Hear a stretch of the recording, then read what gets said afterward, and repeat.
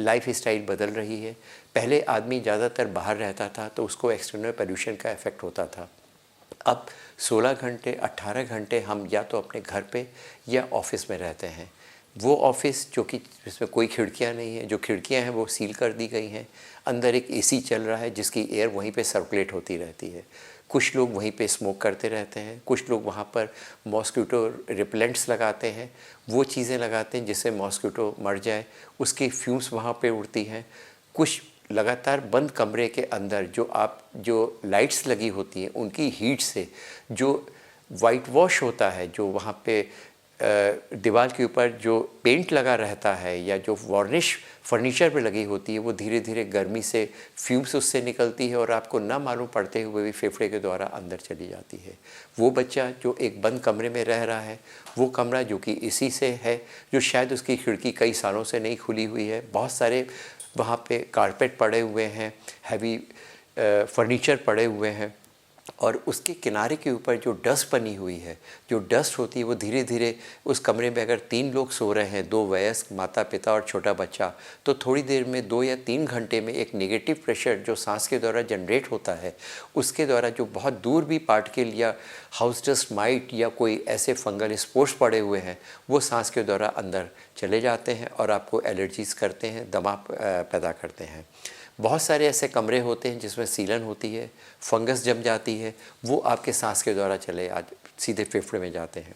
पहले कमरे वेंटिलेटेड होते थे, खिड़कियाँ खुली रहती थी, बाथरूम बाहर रहता था। अब छोटे छोटे फ्लैट्स होते हैं, 2 या 3 कमरे होते हैं, उनका बाथरूम आपके सीधे डायरेक्टली आपके बेडरूम में खुलता है, किचन सीधे आपके ड्राइंग रूम और ड्राइंग रूम से होते हुए बेडरूम पे जाता है। खाना बन रहा होता है, उसकी फ्यूम्स सीधे आपके घर पे जाती हैं। रात को सोते समय आप कुछ ऐसे मॉस्किटो रिपेलेंट्स चलाते हैं। अगर ठंडक के मौसम पे आप कुछ ऐसी चीज़ें चलाते हैं, हीटर चलाते हैं, जो कि ऑक्सीजन को सोख लेते हैं और वहाँ पे फ्यूम्स प्रोड्यूस करते हैं। कभी कभी सड़क पे बैठ कर के लोग बाग आग तापने के लिए रबड़ की चीज़ें चलाते हैं, कागज़ जलाते हैं, टायर्स जलाते हैं, उनकी फ्यूम सीधे आपके लंग पे जाती है।